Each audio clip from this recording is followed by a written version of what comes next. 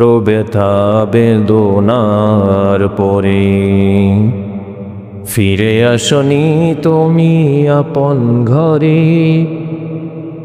দিনের আলো তুমি ছড়িয়ে দিতে চলে গেলে মদিনায় মক্কা ছেড়ে হে রাসূল।